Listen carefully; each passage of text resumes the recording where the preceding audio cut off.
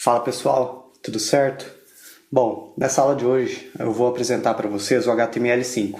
Então vamos falar um pouquinho dos conceitos básicos dessa linguagem e entender a real importância dela no desenvolvimento de aplicativos híbridos, né? Então durante o desenvolvimento, utilizando a ferramenta Intel SDK, muitas vezes a gente se depara com um script feito nessa linguagem. Então vale a pena a gente apresentar ela aí para vocês. Então para a gente começar, um pouquinho da evolução que a linguagem HTML teve até chegar na versão 5, que é o que a gente vai falar hoje. No início da década de 90 foi que surgiu a linguagem de marcação para páginas web chamada HTML. Né? Desde seu início, ela teve uma grande evolução, passando desde a versão 2, 1994, onde ela começou a ficar mais estável, né?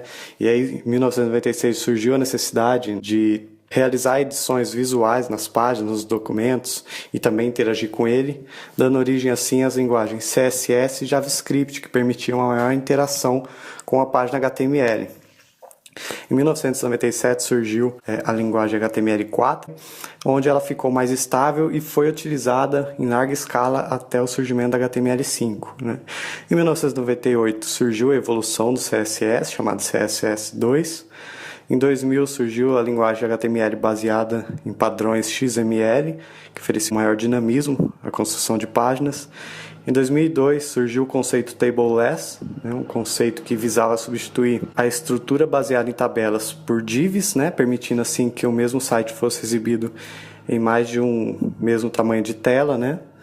E em 2005 surgiu o Ajax, uma tecnologia que veio para permitir maior dinamismo para o carregamento de informações no HTML. Então, a gente pode ver que a evolução foi bastante grande desde seu surgimento e sempre foi incremental, sempre agregando ao portfólio do HTML. E no final, com essa evolução, nunca houve uma padronização, sempre foi surgindo de acordo com a necessidade, então, de certo ponto, até começou a virar bagunça. Então, o HTML5 ele veio juntar tudo isso e organizar um pouquinho a vida do programador. Então, em 2009, foi que surgiu de fato o grande padrão e a linguagem reformulada chamada então de HTML5. Então, desde sua concepção, o HTML5 ele foi desenvolvido de modo que ele conseguisse rodar independente da plataforma que o mesmo se encontrasse. Ou seja, o HTML5 ele pode ser aplicado em diversos dispositivos, desde smartphones até as mais recentes TVs inteligentes. A Samsung já tem TVs com sistema operacional Tizen e também há planos do Firefox OS, novo sistema operacional da Firefox, rodar em televisões também. Então, quem utiliza HTML5? Como a gente viu aí no começo, o HTML5 é uma linguagem nova, surgiu de fato em 2009 e ainda está em evolução. Então, muitas vezes os desenvolvedores, as empresas podem ficar com o pé atrás em utilizar essa tecnologia como padrão de desenvolvimento para os seus sistemas. Então, eu coloquei alguns exemplos que citam que grandes empresas já estão adotando HTML5 como padrão para o seu desenvolvimento. O YouTube é um grande exemplo, ou seja, desde seu começo o YouTube utilizava Flash para renderizar e criar os players de vídeo, e agora, a partir desse ano 2015, já adotou HTML5 como padrão. E a mesma coisa a Netflix, que é uma empresa de streaming de vídeo, bastante conhecida, que está começando a ser difundida agora aqui no Brasil, planeja substituir a tecnologia Silverlight, da Microsoft, para HTML5 também. Então, a gente tem exemplos de grandes empresas que já aderiram ao HTML5 e, de fato, só confirmar que HTML5 veio realmente para ficar. Então, para a gente falar um pouquinho da tecnologia HTML5, a gente precisa dividir o HTML5 em dois grandes grupos de recursos. O primeiro, o grande foco do HTML5 é em relação à semântica. A gente vai ver uma grande preocupação foi em organizar o trabalho que era feito e a estrutura do documento desenvolvido na linguagem HTML. Também, em relação à semântica, a gente vai ver as variações que o elemento input teve. Antes resumia apenas a caixas de textos e números, agora tem uma abrangência e funcionalidades muito maiores. E também os novos elementos de áudio, vídeo e canvas, esses três que basicamente estão matando as tecnologias Flash e Silverlight aos poucos. E também outro grande grupo a gente deve definir como as APIs do HTML5. Então, hoje, o HTML5 permite a gente desenvolver aplicações baseadas no acesso a informações ao dispositivo, baseado na geolocalização do usuário. A gente consegue trabalhar também com banco de dados locais sem necessidade de internet. Esse é um tema que a gente vai falar bastante lá na aula sobre banco de dados local, dentro do Intel XDK. E também a gente consegue manipular a conectividade do aparelho através do HTML5. Então, pessoal, vamos começar falando um pouquinho dos padrões de estrutura no HTML5, né? Como eu falei para vocês, com a evolução do HTML e das linguagens que foram surgindo em paralelo, o desenvolvimento era feito de utilização de muita gambiarra, né? Então, não existia uma organização semântica dos elementos, né? Então, é que a gente brinca de chamar de sopa de divs. Quando você ia criar lá um arquivo HTML, uma página HTML, a gente enchia de div e cada div a gente trabalhava com vários IDs, várias classes para nomear essas divs para saber o que de fato cada elemento desse ia conter, né? Então não tinha esse padrão, não tinha essa organização bem definida. A semântica nos padrões diz respeito a isso, a organizar a estrutura do arquivo que é criado utilizando HTML.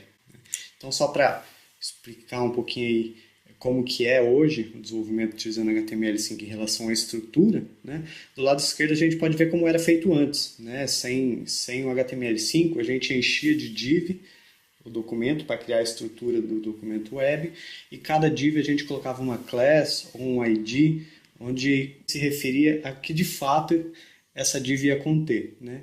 Agora, no lado direito, aí vocês podem ver, existem tags específicas para cada conteúdo que vai ser inserido. Então, você vai montar um documento web, né, um documento HTML, você tem a tag header para falar que naquela tag vai ser só conteúdo relativo a cabeçalho, a tag nav, que é a parte de menus, né, para a gente criar. Tem o footer também, que é a parte de rodapé da nossa estrutura do documento, e assim por diante. Então, várias tags foram inseridas no HTML5 a fim de dar um sentido semântico à estrutura do documento. A gente vê que isso daí, além da questão de organização, tem um impacto muito forte dos motores de buscas. Então, sites que utilizam a semântica baseada em HTML5 ficam melhor ranqueados em sistemas como o do Google, o Bing da Microsoft, entre outros.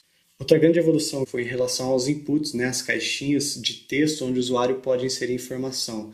A gente, quando ia fazer o desenvolvimento de uma caixinha, por exemplo, para inserir a data de nascimento, né, a gente muitas vezes tinha que utilizar plugins para criar máscaras, né, para facilitar a experiência do usuário, a gente colocava aquelas caixinhas de seleção de data, né? Só que para fazer isso era uma gambiarra incrível, né? E muitas vezes você tinha uma dificuldade em padronizar isso entre navegadores. Então uma coisa funcionava, você desenvolvia, ela funcionava no Internet Explorer, não funcionava no Chrome, ou vice-versa, né? Então essas gambiarras dificultavam muito o desenvolvimento. E o HTML5 teve um foco muito interessante que foi melhorar a experiência do usuário, né? Então, com esses novos inputs, a experiência do usuário fica bem mais interessante para ele ao navegar no site, ao navegar no aplicativo construído em HTML5 e ele tiver que interagir com uma caixa de texto. Então, vamos ver aqui um exemplo, que está até no link que vocês podem ver abaixo, de como evoluiu os inputs no HTML5. Aqui a gente pode ver, pessoal, alguns tipos de inputs que foram inseridos no HTML5. O primeiro deles, que eu acho mais interessante, é o input date, né? Então, ao você definir o type dele como date, automaticamente quando você carrega o site, quando o usuário acessa o site, ele vai ver um padrão de data já formatado com a opção da caixinha de seleção da data, né? Então é algo assim que sem muita dificuldade, em uma linha, sem necessidade de integração de plugin, a gente consegue oferecer uma caixa de texto dinâmica para o usuário, né? Isso facilita a experiência dele no nosso sistema, né? Aqui ele está em inglês, porque o site está em domínio.com. Se o site tivesse em domínio nacional, automaticamente ele já carregaria as informações em português e o padrão de datas viria em dia, mês, ano. Aqui. Então tudo isso é feito de modo automático. Outra coisa legal também que foi inserida é o type color, né? Muitas vezes a gente tinha que fazer uma caixa de texto onde o usuário, ao clicar, selecionava uma cor, né, através de uma paleta de cores. Para fazer isso era extremamente difícil, extremamente maçante devido à utilização de plugins de terceiros. Agora, ao você definir o input type como color, automaticamente ele já cria uma caixa de seleção de cores para você. Olha que bacana. Ao clicar aqui, ele já abre a paleta de cores, onde a gente interage de modo bem fácil e seleciona a cor que a gente quer. Isso para o usuário é fantástico. A usabilidade dele melhora muito. E para a gente, enquanto programador, enquanto desenvolvedor, ficou facilitada a implementação desse recurso. E aí também exemplos que vale a pena a gente analisar são os type email e tel. Né? Esses novos types faz bastante sentido a gente utilizar quando está trabalhando em aplicativos móveis. A gente vai ver isso na hora que estiver desenvolvendo no Intel XDK. Né? Então, ao a gente utilizar o type tel, por exemplo, ou seja, a gente quer que o usuário informe um telefone, quando a gente estiver construindo a nossa página no mobile com HTML5, ao colocar o type tel, quando o usuário clicar na caixa de texto, automaticamente já sobe para ele o tecladinho numérico. Então isso para a gente é fantástico, né? Que com uma linha, com um comando aqui apenas, a gente já consegue setar o teclado automaticamente para a informação que a gente quer que o usuário informe. Aqui a gente pode ver em relação ao input a evolução que teve, né? Agora está muito mais dinâmico e muito mais fácil implementar uma caixa de texto dinâmica de acordo com a informação que a gente quer que o usuário repasse para a gente. Então, para finalizar agora a parte de semântica, fala sobre os novos elementos de mídia do HTML5, que aos poucos estão conseguindo matar as tecnologias Flash e Silverlight no desenvolvimento de aplicações híbridas. Então, quando a gente precisava inserir áudio ou vídeo no antigo HTML4, a gente precisava trabalhar com tecnologias de terceiros, né? Flash, Silverlight, JavaFX, a fim de conseguir inserir no nosso documento um vídeo ou um áudio, né? Então, bastante complexo essa inserção desses materiais na nossa página.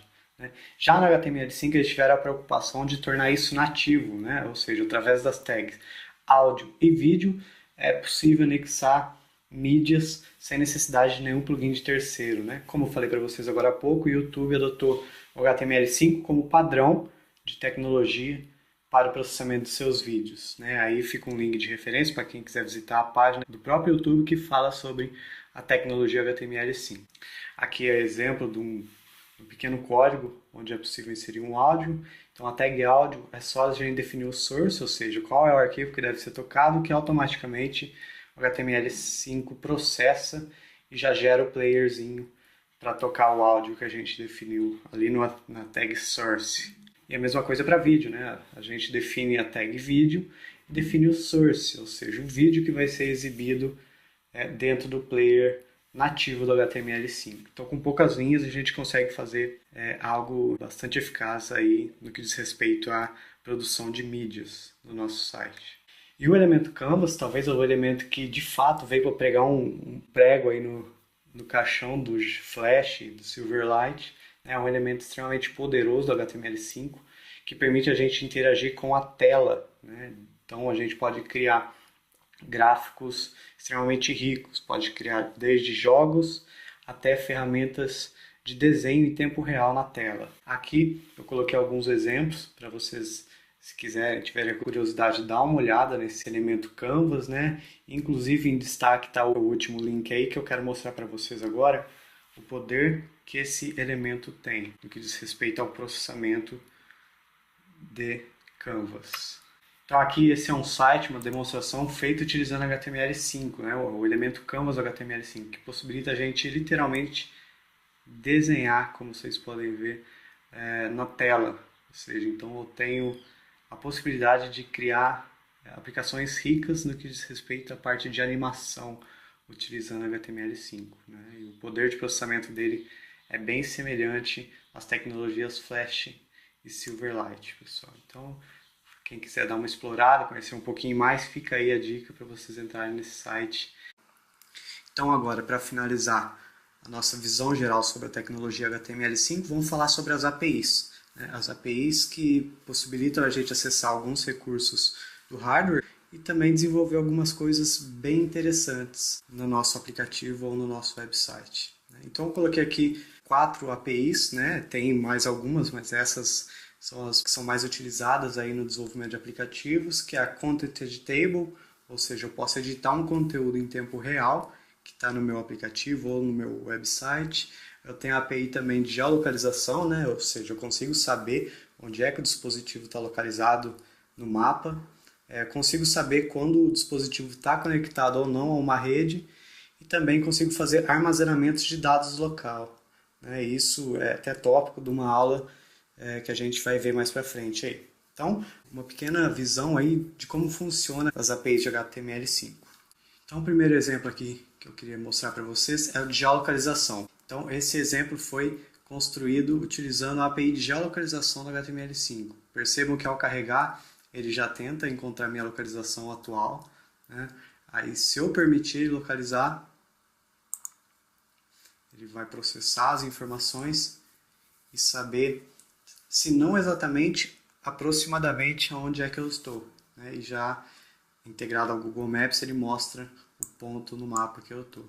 Então aqui, essa API é bem interessante, né? Óbvio que quando a gente estiver trabalhando num dispositivo móvel, no celular, no tablet, né? Ele vai ser mais acurado, até pelo próprio hardware, ter o GPS integrado. Então é bem interessante a gente ver a capacidade que a gente tem de desenvolver aplicativos baseados em geolocalização com a própria API do HTML5. Outro exemplo também interessante é em relação a verificar a conectividade. Então, tem casos no nosso aplicativo, a gente vai até ver isso, que precisa saber se a pessoa está conectada a uma rede ou não, seja Wi-Fi, seja 3G, né? E a HTML5 tem uma API exclusiva para isso. No momento eu estou conectado, né? E ele exibe aqui o meu status atual. Se eu desativar o meu Wi-Fi, me desconectar da rede, ele já vai fazer a verificação automática. Então é bem inteligente, bem preciso essa API também de conectividade do HTML5. E muito útil, a gente vai ver aí mais para frente também. E o terceiro e último exemplo é o Content Editable, né? Aqui é uma página convencional, mas através de uma API também eu posso editar em tempo real as informações como eu quiser. Percebam aí, ó. Eu consigo editar em tempo real. Isso é bem interessante, bem útil, né? Quando a gente quer permitir uma interação maior do usuário com o nosso sistema. Eu não vou apresentar aqui para vocês a API de banco de dados local. Eu quero deixar essa API para a gente falar lá na nossa aula sobre armazenamento local, que a gente vai ver mais para frente, tá ok? Então, pessoal, nessa visão geral, quais são os benefícios que a gente conseguiu enxergar com essa linguagem, né, com o HTML5? Primeiro, para nós desenvolvedores, a semântica ficou muito mais facilitada, né? O código fica mais estruturado e organizado, né? A gente evita muitas gambiarras que a gente fazia no HTML4. Além disso tudo, a gente também consegue otimizar o posicionamento do site feito em HTML5 nos motores de busca. Está totalmente relacionado à semântica do arquivo, né? A gente consegue também inserir mídia sem usar componentes externos, né? Isso deixa o site mais leve, fica mais fácil a implementação também desse tipo de site ou de aplicativo quando é necessário inserir mídia no mesmo. E muita da API, as APIs, aliás, do HTML5 são baseadas na sintaxe JavaScript, ou seja, se a gente já sabe a linguagem JavaScript, a gente consegue reaproveitar ela para acessar os recursos de hardware, como a gente falou no slide anterior. E para os usuários, quais são os benefícios de um sistema desenvolvido em HTML5? Primeiro, a navegação fica mais rápida e simples, né? Os arquivos eles tendem a ficar menores por causa da semântica, da organização que foi definida pelo HTML5. A otimização da experiência do usuário, né? UX. Então, agora há pouquinho a gente falou sobre os inputs, né? E sobre como eles evoluíram e tendem a sempre a impactar diretamente a experiência do usuário, facilita o usuário ao acessar o nosso sistema. E o HTML5 hoje ele está disponível, né, em várias plataformas diferentes e funciona com a mesma eficiência, tanto em PCs, smartphones, tablets e a nova geração de tecnologia que está vindo, as TVs inteligentes também. Então, o mesmo software desenvolvido com a mesma interface para smartphone pode ser apresentado em PCs, tablets e também TVs. Então, pessoal, é isso, né? Essa aula visou ser uma visão geral sobre o HTML5, essa linguagem que veio realmente para ficar e que vai permear o desenvolvimento dos nossos aplicativos híbridos dentro da ferramenta Intel XDK. Eu deixo 2 links aí para quem quiser se aprofundar no assunto, HTML5. O primeiro é um curso bastante abrangente, bastante completo, né? Uma apostila bastante interessante. E o segundo é uma ferramenta americana, está totalmente em inglês, a W3 Schools, que também apresenta uma abordagem bastante interessante do HTML5. Então é isso aí, pessoal. Se você gostou do vídeo, deixe seu curtir e até a próxima aula.